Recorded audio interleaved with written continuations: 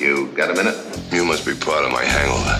And I hope the wax in your ears didn't stop you from hearing, pal. I'll remember your face. I'll try to forget yours. What about the bartender? I let him have it over the head with a peanut machine.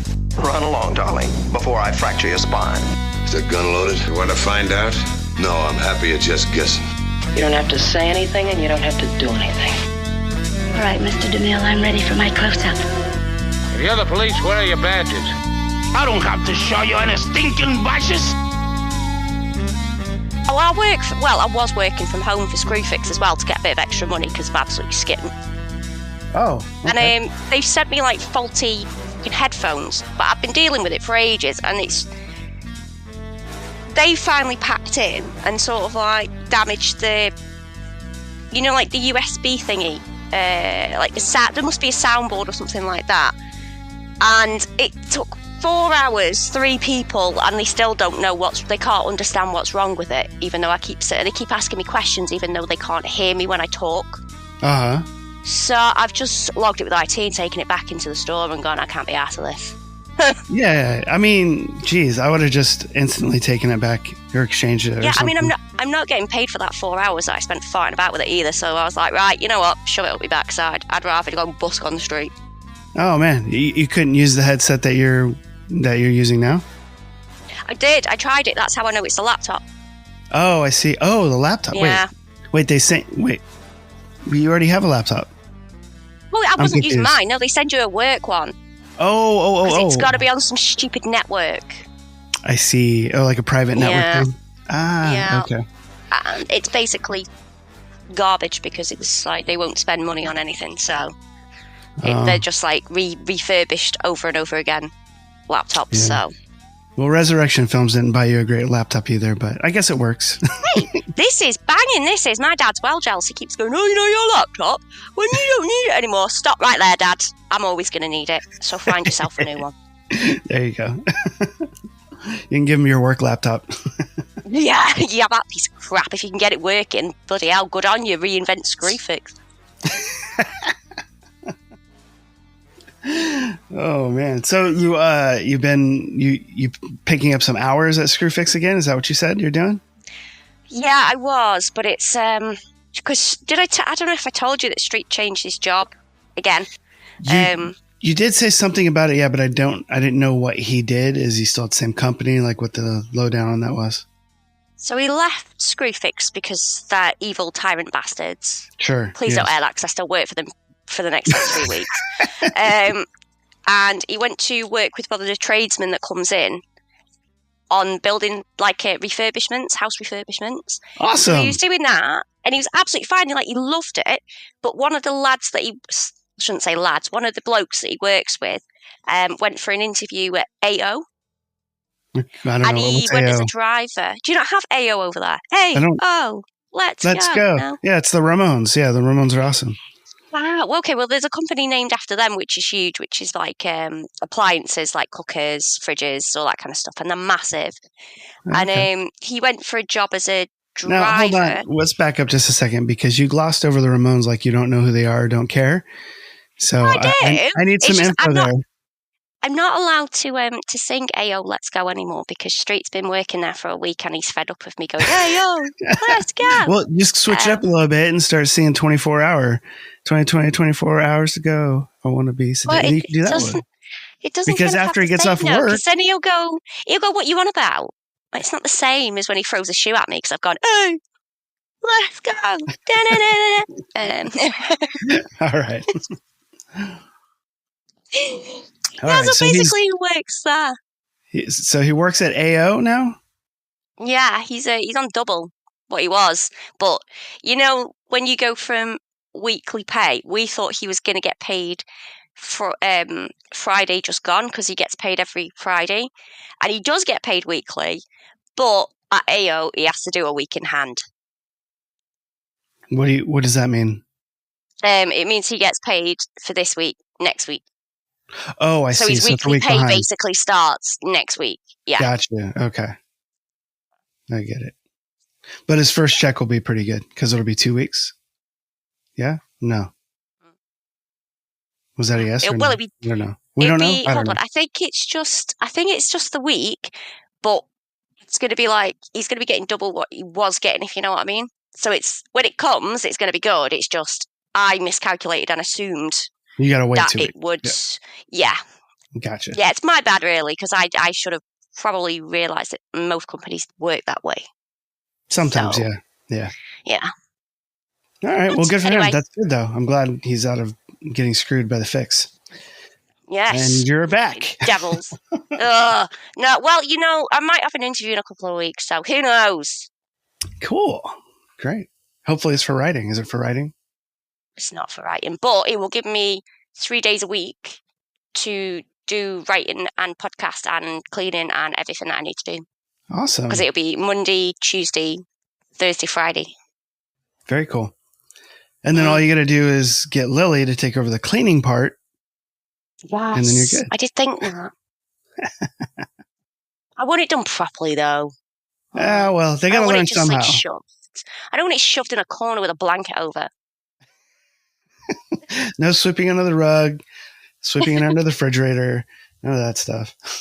My kids do this thing where they get you guys have like one of those refrigerators where it has like a water thing on the front.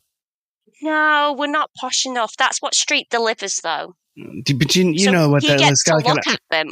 Yeah, it's got like an ice maker thingy where you get like ice out of it. So we have one of those. We bought it a few years ago. It's a piece of shit. So just be happy you don't have it because it's just one more thing to break, right? So the water's never cold when it comes out, and the kids will always get ice out of the damn thing and then miss their cup somehow. So the ice falls on the ground.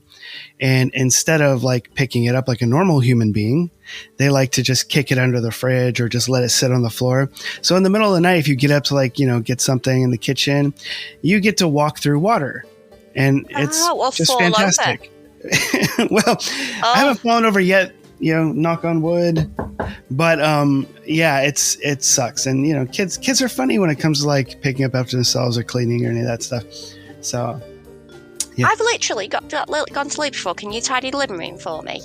And I will say there's a crisp packet. I've started doing it on purpose just to test a perception. So if there's like a crumpled up crisp packet, it doesn't matter where it is. She will tidy round it and leave it there. She's like, that wasn't mine. Honestly, I've tested this. I purposely left a crumpled one and I put it right in the middle of the floor. And she's still not seen it. She just walks over it. No, I got this theory. No, it's true. Like in my house, it's the same way. Like, the biggest thing for me, not the biggest thing for me, but like one of the common things is like the dryer sheets, when you do your laundry and you put one of those little dryer things in the dryer for anti-static, whatever the hell they're called.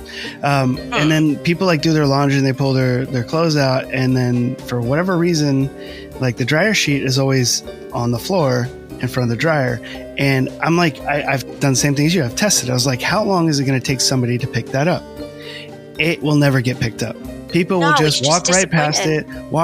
They'll do more laundry and more laundry. Eventually it'll be like 3 fucking dryer sheets on the ground. And I'm like, what is happening?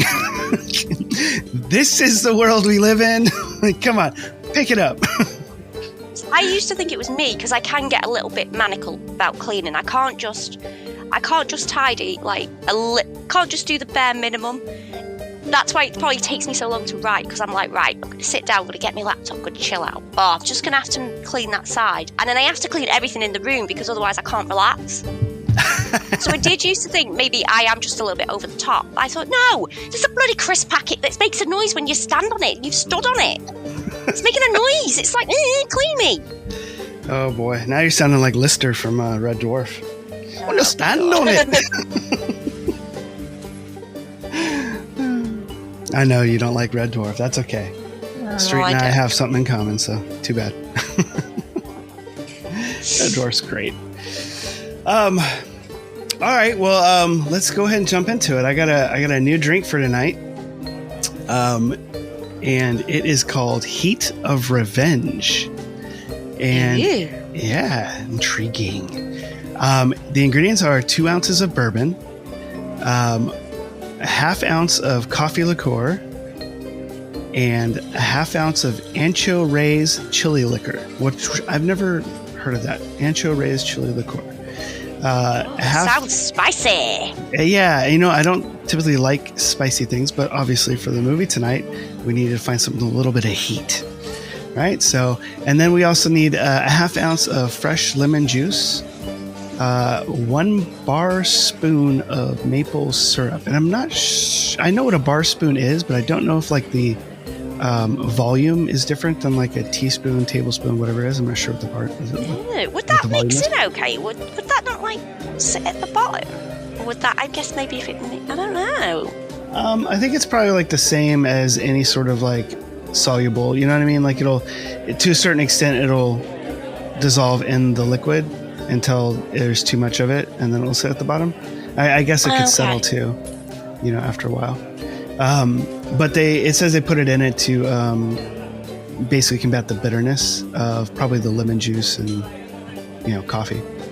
And so 1 bar spoon of maple syrup, and then there is a pinch of cayenne pepper, which this is going to be a real spicy drink, right? And a lemon twist and a whole coffee bean for garnish, which I thought was pretty interesting because whole coffee bean. A whole coffee bean, yeah. I would probably eat that. Not a partial bean. No, not crushed bean. Because if you're at a discount bar, they probably would cut it up into like fourths, and you get like a fourth of a coffee bean. That's just how it works, right? That you choke on when you neck it. Right. All right. So in a shaker, you fill it with ice. Combine the bourbon, the coffee liqueur, the ancho rays, lemon juice, and the maple syrup. Oh, they put the maple syrup in the shaker. Okay. And then you shake until the ice sounds different. You strain into a rock glass filled with ice. Sprinkle the cayenne pepper on top, and then you garnish with the lemon twist and the whole coffee bean. So I actually think this sounds pretty good because I like coffee drinks. I'm not a huge fan of hot, spicy stuff, but I'm definitely willing to give this one a try. And it says the cocktail captures the essence of tonight's film. It's like the warmth of the whiskey and the heat of the ancho rays and cayenne pepper makes it pretty intense. And you know what? I don't know. I'm kind of excited because of the coffee liqueur. I don't know what it is. Even like beers. I don't know if you guys are big on craft beer out there. I know you guys drink a lot of. I think it was Budweiser or Bud Light or something, which I love. Coors Light. I can't remember. Street loves craft beer. Oh, does it? Okay. Yeah. So it's been a very popular thing in America for probably like the last 10 years or longer, right? And occasionally like a coffee beer will come up that's it's usually like a really high alcohol content too, like 11% or something like that, which is like double most beers are. But I really like them a lot. There's a particular one out here that I like called Coffee and Cigarettes. It does not taste like cigarettes, thankfully, but it definitely has the coffee portion down. But anyways, I think that this is going to be a fun drink to match with tonight's movie. So I hope you guys at home have the ingredients to make this, or head out to the store and pick some up. And maybe you could, drink along with us as we enjoy tonight's movie. And here is the trailer.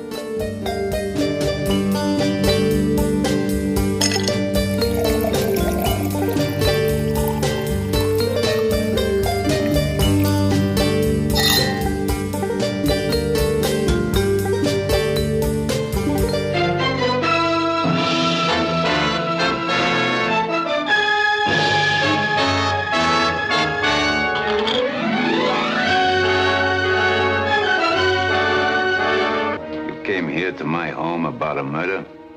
Get rid of him. Let's go, mister.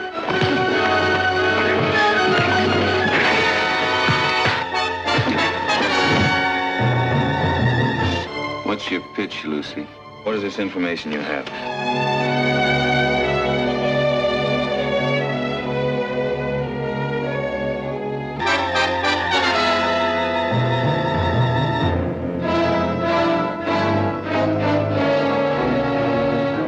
Stop the cross-examination. I didn't come up here to talk out of school. Why did you come up? Why don't we call it research or something?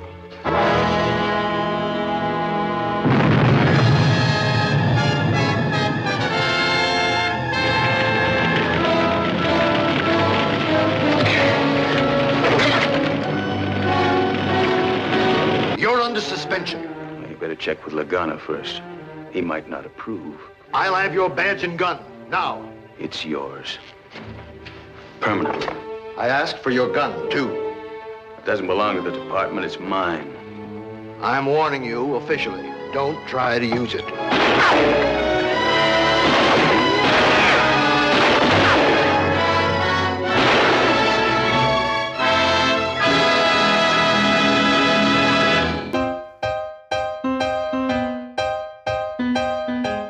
All right, folks, that was the trailer for The Big Heat.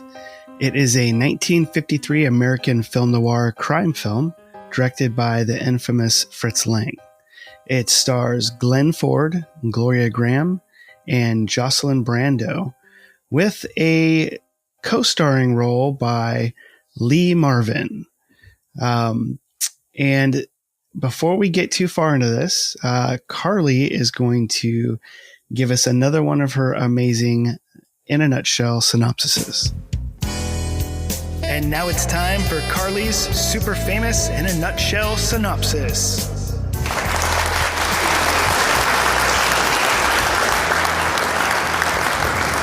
Okay, so I had a little help with this because I decided to ask my friend Rodney to get involved on the synopsis. Rodney's ChatGPT, correct? Yeah. So I thought it would be funny. Well, no, I just wanted to test it. Sure, yeah. It's fun. So he came up with loads of synopsis in a nutshell, but he came up with two that really, really made me laugh. So I have to read them both out for you because he got on a heat tangent, and you'll know what I'm on about in a minute. Okay. So I'm gonna read. I'm excited. I'm gonna read the first one that really, really made me laugh. All right. And then there's another pick it up a one. notch. Yeah, but then there's another one that isn't as funny, but I was probably laughing too much already by then, so I found it funny. So, the first one by Rodney. It's a sizzling noir where a hot-fisted detective who never blinks spices up a suicide investigation, uncovering mayhem hotter than a chili cook-off, with a feisty sidekick and a showdown zestier than a salsa dance-off. It's a recipe for laughter and law-breaking. Laughter? The laughter other than me laughing. That's hilarious. That definitely would sounds like it'd be something on the back of a DVD box for a movie they can't sell. Yes, I mean I'd watch that, to be honest. I would watch that. And then, are you ready for the second one? I don't know. we get 2 for 1 with Rodney, so does it get more spicy? Wow, he went for a fish little theme here. So, a determined detective heats up the scene as he turns up the heat on a suspicious suicide that smells fishier than a seafood market in July. Corruption's on the menu with a side of mob boss mischief. Get ready for a showdown hotter than a jalapeno eating contest. It's crime, corruption, and a dash of danger in this cinematic kitchen. That one almost might be funnier.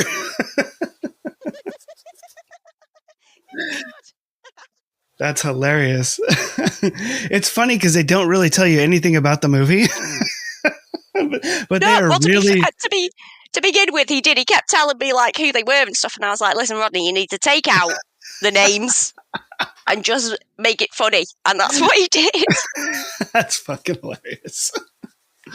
Oh, gotta love Rodney. He's a comedian. He's a card, isn't he? He's a card. Mm-hmm. Speaking of cards, okay. the big heat. This I wasn't actually excited to watch this movie. I do like Fritz Lang, but I do get burnt out on the crime dramas, like the whole gangster sort of stuff. And I know we've talked about that before. The mob stuff. Yeah. Mm-hmm, yeah. But this was not necessarily about the mob. We didn't follow the mob a whole lot. It was really about this dogged detective that, Dudley Do-Right kind of guy that really is trying to be a good cop and has a moral compass, even when most of the, fellow policemen and higher ups, around him do not. And it does take place in the, the early 50s when a lot of these sort of like cops cracking down on, crime films came out. And I do think that this is probably one of the better ones, if not the best one that I've seen so far. And I really quite like that you didn't see the mob, like you said, you didn't see the mob properly. You only saw his interactions with the mob, so you didn't actually see anything of what they do. You just kind of saw it through him, which made it more realistic because you could imagine what they do. If you didn't need to see it, if that makes sense. No, absolutely. And I think in a lot of ways it might be sort of taking a note from like Hitchcock and using the mob more like a MacGuffin than anything, because we really have no idea what they've done and what the people are covering up and don't want to get released and all that kind of stuff. So that was very interesting in terms of narrative, because we stick with this detective and he's such a the one shining thing about this film is it feels natural, like the way this guy's home life is and the things, like he's very sentimental. He's very passionate about his family and his work and all that kind of stuff. So it felt more real than most of these, early, crime films, which feel more comic book, I guess. Yeah. So, and I really got to attribute that to the script, I think, I mean, Fritz Lang's a great director, but I really think the script is what really shines on this. And the script was written by Sydney Boehm, and it came from, well, I guess two sources. The story originally came from, you remember like serials in like the newspaper, like Hagar the Horrible and whatever, yes. Calvin and Hobbes, those sorts of things. Well, they used to have crime ones. They would have, crime stories like with Superman or whatever. And then, gangster ones. And that's where this story originated from, was in a newspaper serial. And then it was somehow turned into a novel, which is kind of amazing. And that was written, the serial and the book, I believe, was written by William P. McGivern, I think it was. And then eventually that was in 52. And back in these days, it's amazing because almost as soon as a book comes out, it's a movie, and that's what happened with this. I'm really interested to read the book, I've been really ignorant with books. Yeah. And the past few years, and they have a book swap around the corner at the shop that I go to. And I've been like getting some absolute gems. And so this is one in particular. I think I'd be quite interested to read the book. And I think having now seen the film. Yeah, I think because you've seen the film, that the book's going to be even more interesting because there's a lot of changes, things that are different in the book. Standard like change of characters' names, which I'm not certain why they end up doing that sort of thing, but there are different characters' names. There's a different sort of ending. There's something that happens in the film earlier than what happens in the book. It's quite interesting how the changes of it are. I suppose you'll be able to get more involved and invested in the book. You'll get to spend a lot more time with that particular character and maybe even the home life. I don't know, I'm just guessing. But I don't know, it's not very often that books and films, I think, I'd like to read the book version of that. I'm not one of those types of people, but on this occasion, I would. Yeah, no, I agree. There's definitely a few films that we've covered where that were based on books that I still need to find or pick up. And in fact, one of our listeners, Carlos, sent me a copy of, I think, The Big Sleep, I think was. Oh my God, that's amazing. Yeah, I'm pretty sure that was the one he sent me. Yeah. Yeah, no, it was amazing. Yeah. And he didn't even put his name on the package. I didn't actually know who it was, but I just kind of figured it out. But yeah, it was pretty cool. He sent you his own detective mystery that you figured out. Yeah, right. Awesome. Right. So I thought that was pretty cool. But yeah, it will be interesting to find a copy of this first and then check it out for the differences. But I got to give credit to Sydney Boehm because, like, I really think that the script shines here in a lot of ways that some of these crime dramas don't. And then, obviously, the film itself has the characteristics of Fritz Lang's lighting, very dramatic noir settings and lighting and things like that, which I really loved. But, you know, ultimately, I think it really comes down to us focusing more on the detective and his moral compass, and rather than the actual mobsters in the story, and giving them some sort of, plight, some reason to sort of care about them. You know, they're bad because bad things happen to them or whatever. It's not like this at all. They don't care about any of that stuff, and they don't go over any of that stuff. It's like, these are just the bad guys. This is the good guy, and he's going to stop them no matter what it takes. And, you know, as we go through the movie, it just keeps getting worse for this guy, right? Like, they try to let him know, like, you know, stop looking into us, stop digging. And they inadvertently, spoiler alert, kill his wife in a car bomb. That was so shocking, especially for the time. It really was. I did not see that. I did not see that coming at all, did you? I thought they were going to, like... I thought it was maybe a drive-by or something. Yeah, and he was going to send her off. I did not think that. Anything else. That scene was like, whoa, I don't know that I've seen that before in like one of these older films. Like, it was well done, right? The camera is shaking, the house is shaking, the window's shaking, you know, at the explosion. He goes out there, the car's on fire, the neighbors are, I mean, it was pretty freaking dramatic. And this guy's like, you know, trying to break the window. And I mean, that's obviously like a real window. It's not a prop. This guy's like smashing his fist into it, you know? And I mean, I just thought it was just really well done. And that, you know, obviously Fritz Lang's ability as a director really makes that shine. And the special effects guys at the time, it was very standout in this film. And so was that scene, you know, when he's emptying the house? Yeah. Mm-hmm. Emptying all the house. The silence in that I thought was quite effective as well. Because like other films, even now, you would have the whole saga of the funeral and then people coming up to him at the funeral and him standing there in the rain going, oh, I'm going to still fight for justice. And it just comes across really like, really? Are you going to? Whereas I think the way that they did this very stoically, he's sort of like, he's very methodical. He's just like, right, I'll pack my daughter off, pack all the stuff away, and then I can devote what I need to do this. Yeah. No, he's very logical. In quite a believable way, isn't it? Like, yeah, absolutely. No, he's very much like, okay, my daughter comes first. This place is no longer needed. She's going to be with friends. We're getting rid of this. And then I'm going on a mission. And then he's got this sort of, character that shows up that's like, hey, keep your head on straight. Don't get killed. You don't want to do this. Just, you know, take a break, spend time with your daughter, whatever. And he's like, you know what? Shut up. This is happening.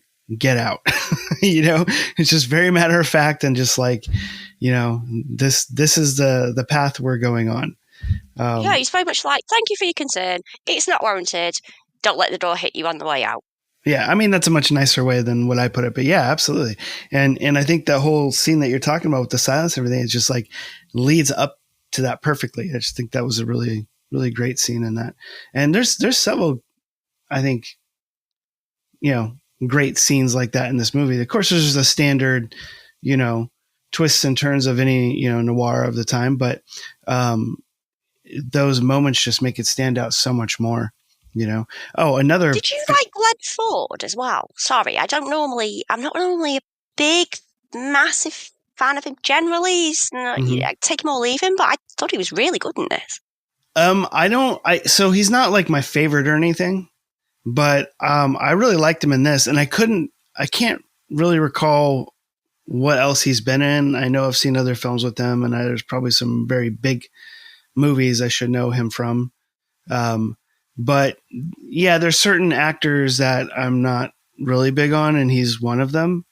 But I thought he was pretty good in this. Like, in my head, it's like, I don't even notice that it's him in this role. And that's a good thing for me. And that's the same with Gloria Grahame too. Like, I don't really notice so good that it's her. I do notice Lee Marvin, which I haven't seen him in a lot of stuff, but. And he's really mean in this film. Yeah, and I did a little bit of research on that, and that's kind of like where he got pigeonholed early on in his career, is playing like the heavy mean guy. But so I mean, and he plays it brilliantly. But for what I've seen of him, that's the Lee Marvin I've known, for a long time. So he definitely stood out to me. But Glenn Ford and Gloria Grahame particularly didn't like. It was they were so, I think, good in their roles and well casted that I didn't really notice that it was them, right? But also Jocelyn Brando, who I don't know. I thought she was great as the wife. Like she was. Yeah, contrast. Yeah, she did a fantastic job of like giving him space, but also bringing him back down to earth, and just being that. I know it's probably cliche for movies, just, I just playing the loving wife kind of thing. But when you do it right, it's like it's a very, very important part of a movie. And I think that they nailed it with this too. It really, and especially where the car bombing takes place, like that was a perfect setup for it to happen. Oh, we really care about her as much as he cares about her. And then boom, she's gone. Yeah. Uh-oh, those guys fucked up. And then you understand as well, like why he's hesitant, why he just wants to help instead of go off and find somebody, because you kind of understand why he wouldn't go and do that. Yeah. Because he had, because that grounded character was there, kind of made him real, and it made you sympathise and it made you understand, because obviously in any film, not just like noir, they do kind of do this little chemistry, like, oh, will they, won't they, sort of thing. And that was completely off the table in this one, which again, I really liked. But you understood why, because of her. Yep, I totally agree with that. And, I do have this like kind of theory that I believe that a lot of modern movies, because this film feels very modern. I would think that a lot of modern films base themselves off of the structure of this film, because it feels so new, like our current film, like even for the past like 20, 30 years. Like I feel like this story is probably like a precursor to the way that they make these styles of movies now, and they're just following that same trope now. And then going back again, I know we've talked about this several times. Like there's been a few movies where we've kind of felt that way. Like, oh, I bet you this was the beginning of that. And I feel like this kind of was, because the way that they structure this film and the way the script plays out, still feels like a modern story. This doesn't feel like a movie that's dated or, from the 40s or 50s or anything like that. It feels very fresh. So, like it's something we're still doing, which I think is cool. And that's definitely a testament to the screenwriting. Did you come across the fact that they wanted Marilyn Monroe to play Debbie Marsh? Yeah. Yeah, I think that was kind of interesting, which I would have got, because I really thought that she was fantastic in that first scene that she's in with the making the drink and dancing around, all that kind of stuff. I thought that was really great. Did you hate her? Honest to God, that's like me at work when they're like asking me to do things. Just fucking I just totally got her. I loved her. I thought she was fantastic. But then she kind of pushed the luck and knew a place and knew when to disappear off and go make herself some more fucking cocktails or whatever. She knew what limits she could push to, and then she just sort of salsaed off. Yeah. Now I'm going to bring something up that's a little controversial, okay? Because it, pun intended, stuck out a little bit in that scene. Okay. And I am watching this, I think, in a 4K version, so I don't think that this was noticeable back then. However, I'm pretty certain what I'm seeing is what I'm seeing, and I think at the time would have been a big no-no, and very controversial, and I didn't find anything on the internet about it. However, I'm pretty certain in that opening scene, she's not wearing a bra. And I thought that was like, that's a huge, like, kind of no-no, right? Because you can see her. I don't want to be gross with it, but you can see her nipples coming through her shirt, and I'm just like, whoa. That's not just the style of the dress? Because there was some styles of dresses where it was kind of like it had that little fold thing. Pointed. Yeah. Yes. Yeah. And it could be, but because I couldn't find any information on it, but it just sort of like caught me as she's like dancing around. I was like, oh, wait, what? And I didn't rewind it or anything, but I was just like, huh, that's interesting. Because if they had done that on purpose, it really played into her character, which I thought was pretty interesting. But then I was also like, no, they would never do that because this is the 50s. Like they would have gotten some big trouble or that would have been cut, that kind of thing. But yeah, I couldn't find anything on the internet. So it could be the particular like dress she's wearing, but I don't think so. Yeah, I only say that because there used to be a really nice vintage dress shop in Chester, which is like a train ride away. And whenever we got like a little bit of extra money or anything like that, Street used to take me down. He'd be like, right, go and pick a dress because he knows I like that kind of style. Yeah. And they did have like a few that were tailored a bit like that. Mm-hmm. Yeah, no, I've definitely seen there was them, a gorgeous dress and it was so lovely, but I thought I look like Madonna in this thing. I want to poke somebody's eyes out. And it was like, it was the way it was sewed, and then it had like a padding at the front to do something to it. Like it wasn't open or anything like that. It was very very similar, I think, to what she was wearing. You know, kind of like where it just like a round neck sort of top, but because of how it was pulled in for the waist for the dress to go out without having like an underskirt, that made it sort of be sewn the way that it was. So when you zipped it up, it just kind of went like that. And I don't know if they put padding in to try and make it look better or softer, but it didn't really do a great deal. Is what I'll say. Yeah. I'm not, and again, I could be wrong. It was just something that's sort of like, well, caught my eye in a way, but not like in a bad way. It was just like an interesting fact of like the movies of the times. I was like, that's strange, I mean, it could always have been like you say, like done on purpose to kind of show that she had like access to fashion and dresses that other people didn't have because she rolled with this gangster guy. That definitely so she was pushing the boundaries of like high end sort of dresses of what she could wear and things like that. I don't know. Yeah, because they did mention that a couple times in the movie, how she likes. I can't remember the exact dialogue, but she likes shopping or dress, or he provides her with all those things and is talking about I've lived without money and I've lived with money. Yeah, what a good day job shopping or something like that. He makes like a smarmy little comment, doesn't he, or something like that. Yeah, something along those lines. Yeah, but I thought that was interesting anyway. So speaking of the book, right? So Boehm changed several details in it, as we were talking about. So Commissioner Higgins is not in the novel at all, which I thought was pretty interesting. And Lieutenant Wilkes is the corrupt policeman. So they swapped those, or they added the commissioner and made Wilkes not corrupt. There's another character that's been taken out of the film, which was, I guess, an honest policeman named Cranston, who's not in the film at all. And I think the biggest thing that I came across with changes between the book and the film was that in the book, you didn't know until the end that the widow of the policeman, I think it was Duncan,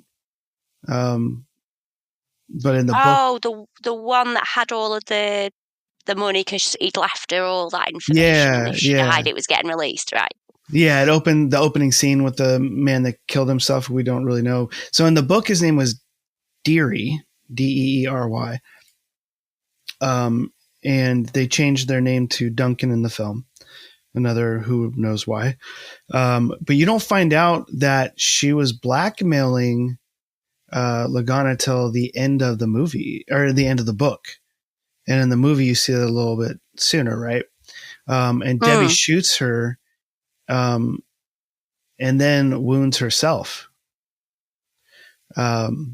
And that was it's different, right? It's a little bit different than the movie. And I wonder how that would play if they re-edited the film that way, because I do have something definitely to talk about when that happened in the movie, which isn't covered in the film. and I don't know why, because it's rather important. But anyway, and then after Stone is cornered by Banyan, he's killed by another policeman for some reason. So those are the main changes that I could find in the novel between the book.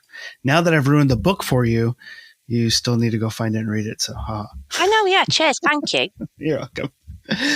Somebody just get me a PDF print off.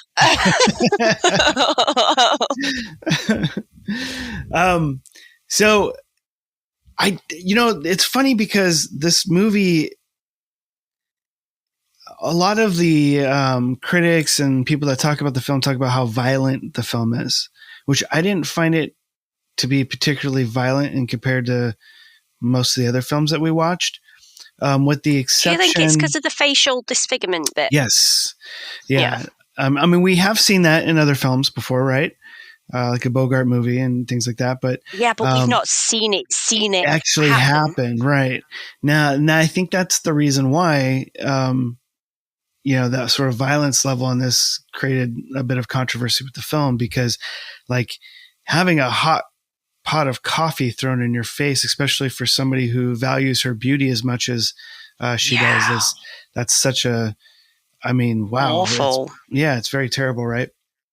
And then the way that you don't get to see it for so long till the very end of the movie, like what actually it looks like, which I thought was a good, thing that they did. It was more like a reveal of it much later on.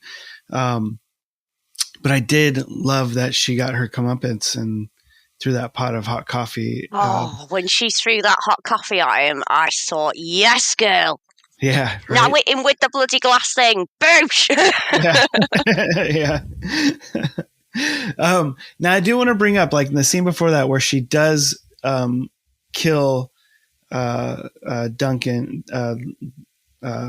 Shoot, I can't think of her name right now. Wife. Bertha Duncan. Bertha, right? I think your name is. So when she does go show up and kill her, right? She shoots her and then she tosses the gun on the floor.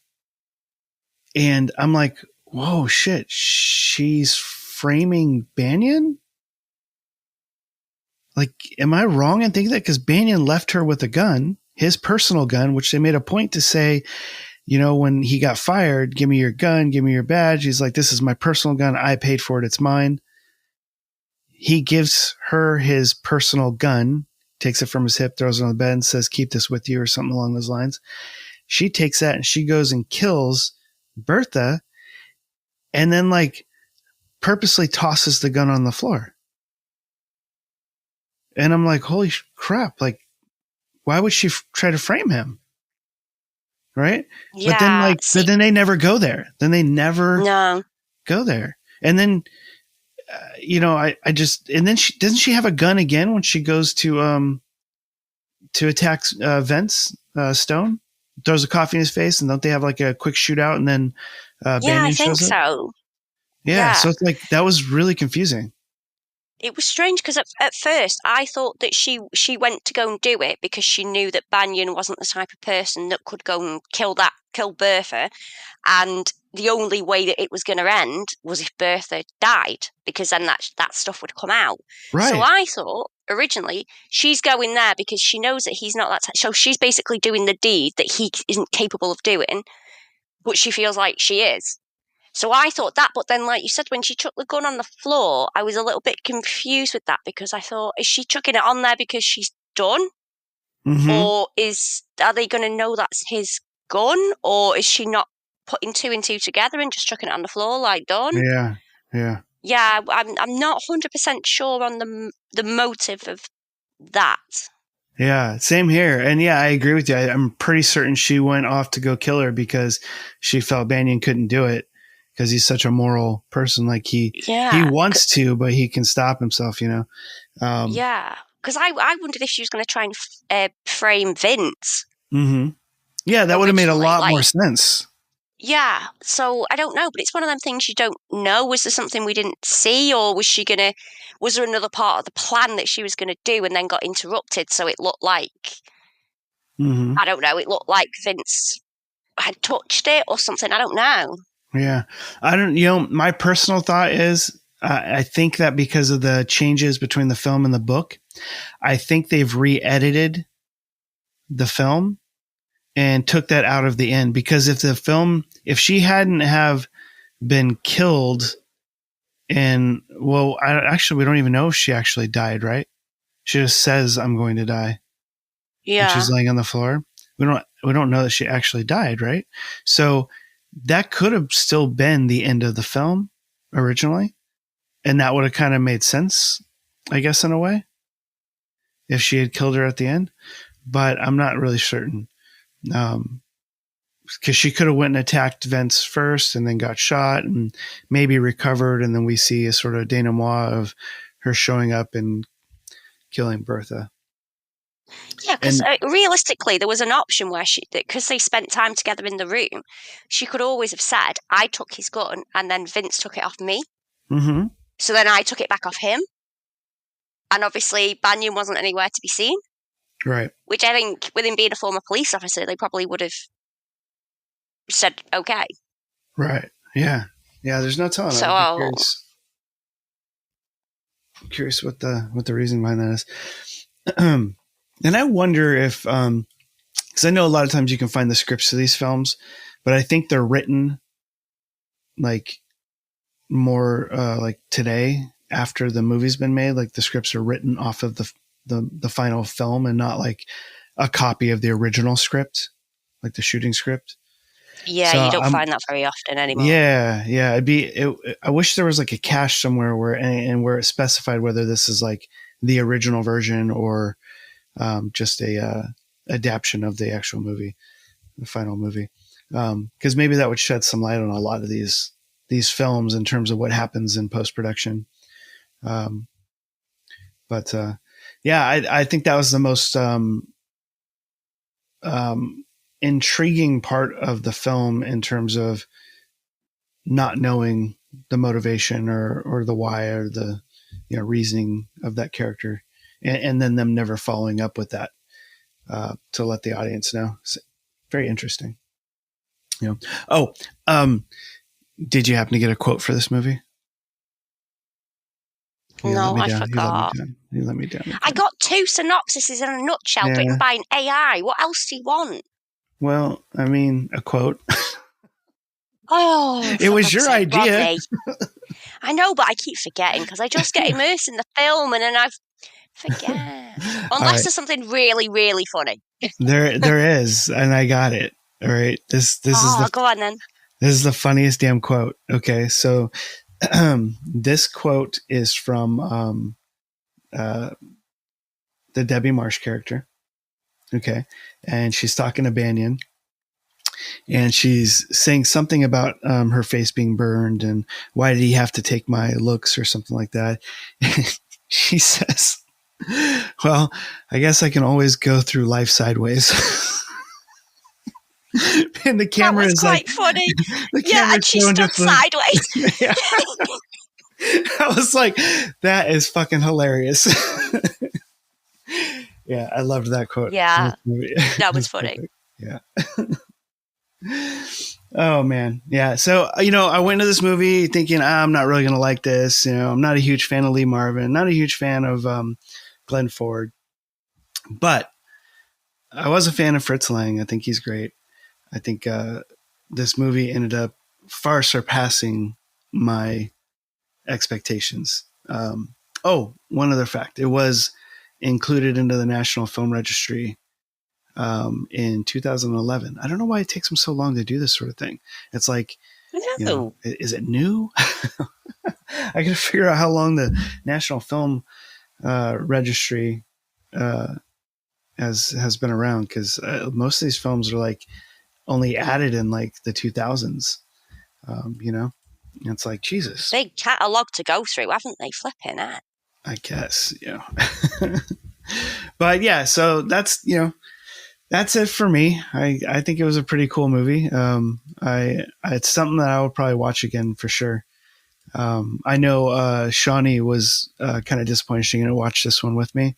I told her about it when we were just getting ready for bed and stuff. And I'm like, nah, I can't watch it because I'm going to fall asleep and I don't want to fall asleep.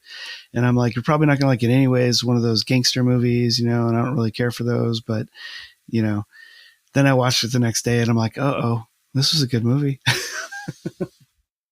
Uh-oh. Yeah. So she's mad at me. She didn't get to watch it, but oh well, we'll watch it again. All right. I guess you did 2 movies in a row with your rating, so I can rate this. It's very good of you. Rate this on my own. Give you some more time to think about it. I need a while. So, The Big Heat, I wasn't excited about because the name The Big Heat reminds me of The Big Sleep, which I really love. So I thought this was going to be some sort of like just knockoff, not very good noir film. I ended up being very wrong. And I think this is a fantastic movie that has a great script. I think the real shining star of this movie is the script. And it's competently directed by Fritz Lang. The cast, I think, is great. I think they all play well together. And I don't think any one necessarily outshines the other, which is, I think really good for a film to be that even. So that way you're not constantly like, oh yeah, that person was fantastic, but everybody else sucked, which happens a lot. But it really felt like everybody really played well off of each other, and it felt very, very down to earth and very real. And I really love the fact that they did not focus on the gangster business and what they're doing and why they're such bad people. Like, they give us just enough to know to where the trope is there, but they don't linger on it. It's really about this detective's story. And I really appreciated that. So, my only negative is that gun drop towards the end of the film. That's the only thing that bothers me. And I really wish I knew, because she has a gun later on. So I feel like it's a matter of re-editing is what happened. And I'm surprised I don't see that anywhere on the internet. But I do think that there's something kind of, fishy, going back to your synopsis, going on in the end of this film, where I think they have re-edited that out of sequence or something like that. Or there's a story moment that's been cut out or missed, or something's going on there. But most likely, I think they've re-edited it, and that was originally going to be the very end of the film. It was going to be pretty bleak. And maybe they went back and shot her being killed or dying or, whatever. Because she doesn't actually die at Vince's, which kind of throws me, But that's the one thing that kind of knocked it down for me. So with that said, I'm going to give it 9 gens because I do think it's a really great film. And maybe with some more research, I can find the answers that I need for that ending. But I do think that there's something kind of strange going on there. But overall, I think it's a fantastic movie that, I'm definitely going to watch again. If not, see if I can find it on like DVD or Blu-ray or something. Cool. Yeah. And how about you? I also give it a 9 out of 10. All right. Because I felt the same as you a little bit as well. I thought, it's going to be a bit monotonous. And I don't know why. I just for some reason had it in my head that it was going to be a bit monotonous. And I did really enjoy it. I thought, like you said, I thought the cast was a really great ensemble, worked really, really well together. Yeah. There were a few odd little moments where I thought it dragged a little. And that's why I'd give it a 9. I think it was more the length. And then maybe that's why it was a little bit abrupt towards the end. Okay. Perhaps maybe less time, like the last fight between the two, it wasn't exactly thrilling. Mm-hmm. Yeah. And the poor woman's lying on the floor, maybe we could have saved her. I get it, but at the same time, it was for me personally, I don't necessarily, I think they could have shaved maybe a minute here and there off different little scenes, so that maybe it gave a little bit more to the final few moments, which would have made it feel a bit more closed book, if that makes sense. Yeah. So that's the only reason really I give it a 9, because I didn't. You know what I'm like? I like to either have a crazy ending where it could be like 4 or 5 different things, or I like to have a set ending. Was there any particular scene in the movie that you really thought they should have trimmed down?